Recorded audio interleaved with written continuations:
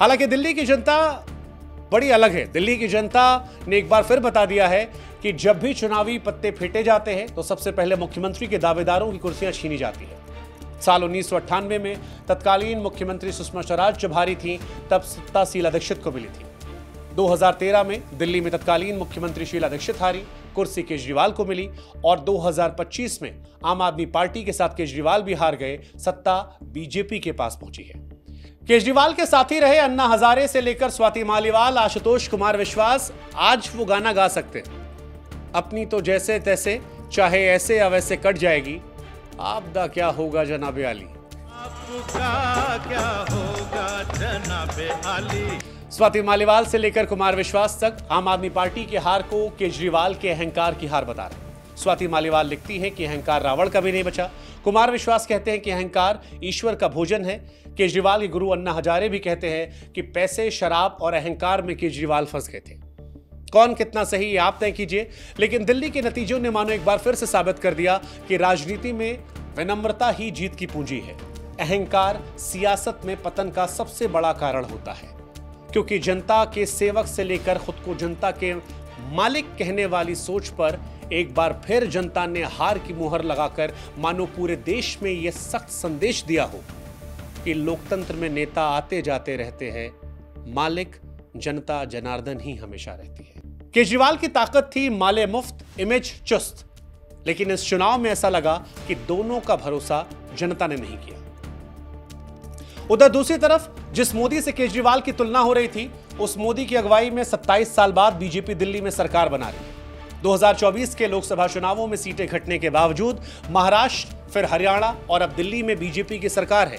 इससे पहले भी मोदी ने हरियाणा, महाराष्ट्र, अरुणाचल प्रदेश, असम, त्रिपुरा, ओडिशा जैसे 6 राज्यों में इतिहास में पहली बार बीजेपी का मुख्यमंत्री बनवाया था। मोदी राष्ट्र के 10 साल में 65 राज्यों में विधानसभा चुनाव हुए, जिसमें 28 में बीजेपी जीती, 40 चुनावों में एनडीए जीता। ऐसे में क्या यहां से अरविंद केजरीवाल और मोदी की तुलना अब बेईमानी होगी? क्योंकि अरविंद केजरीवाल जहां दिल्ली से शुरू हुए थे वहीं दिल्ली में वो हारे हैं, और अरविंद केजरीवाल के दिल्ली हारने से हार केवल दिल्ली तक सीमित नहीं रहेगी।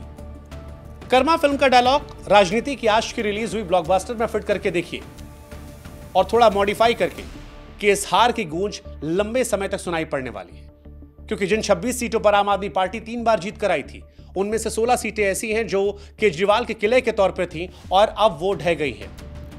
जो केजरीवाल कांग्रेस के वोट बैंक पर झाड़ू मारकर दिल्ली से लेकर पंजाब, गोवा से लेकर गुजरात तक विस्तार की योजना पर काम कर रहे थे, अब उन्हें पंजाब में पार्टी सरकार बचाने की चुनौती होगी। पंजाब में चुनाव भले ही 2027 में है, लेकिन सेनापति जब अपने ही मैदान में खुद सियासी वीरगति को प्राप्त हो जाए तो सैनिकों में भगदड़ मचने का इतिहास पुराना रहा है।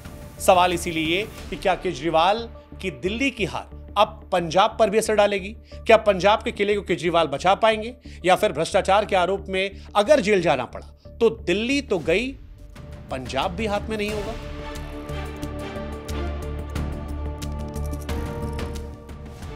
केजरीवाल की झाड़ू को तिनका तिनका, जरा जरा करने में उसकी सहयोगी रही कांग्रेस का भी जमकर हाथ रहा। अगर आपके जहन में सवाल है कैसे, तो बता दें कि 12 सीटों पर आपकी हार का कारण सीधे कांग्रेस बनी, क्योंकि बीजेपी यहां जितने वोटों से जीती, कांग्रेस के वोटों से उसका अंतर कम रहा। खुद केजरीवाल का उदाहरण ले लीजिए। नई दिल्ली सीट पर केजरीवाल को 4089 वोटों से हार मिली, लेकिन इसी सीट पर कांग्रेस के संदीप दीक्षित को 4568 वोट मिले। केजरीवाल की हार का असर विपक्ष की बड़ी पार्टियों पर भी पड़ा है, क्योंकि हारे केजरीवाल है, लेकिन ऐसा लगता है कि झटका अखिलेश से लेकर उद्धव, शरद पवार से लेकर ममता बनर्जी तक को लगा है। क्योंकि इन तमाम नेताओं को लग रहा था कि केजरीवाल ने अगर दिल्ली में एक बार मोदी को फिर से रोक लिया तो एक तीर से 2 शिकार हुए। पहला ये कि जहां लड़ाई कांग्रेस से होती है वहां तो बीजेपी जीत जाती है, लेकिन क्षेत्रीय दलों के सामने बीजेपी अजेय नहीं रहती। दूसरा ये कि कांग्रेस को किनारे करने में इंडिया गठबंधन ने मदद मिलेगी, लेकिन केजरीवाल की हार ने क्षत्रपों की उम्मीदों पर भी मानो पानी फेर दिया। दिल्ली में केजरीवाल की पार्टी के झाड़ू के तिनके बिखरे हैं, लेकिन तीलियां इंडिया गठबंधन में भी अब आपस में रगड़कर तेजी से सुलगेंगी, और इसकी शुरुआत कश्मीर से हुई है।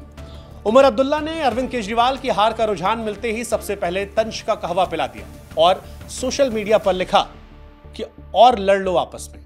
उधर प्रियंका गांधी ने लगे हाथ केजरीवाल की हार के जख्मों पर नमक छिड़का और लिखा, People wanted a change. It was obvious. People were fed up. People voted for change.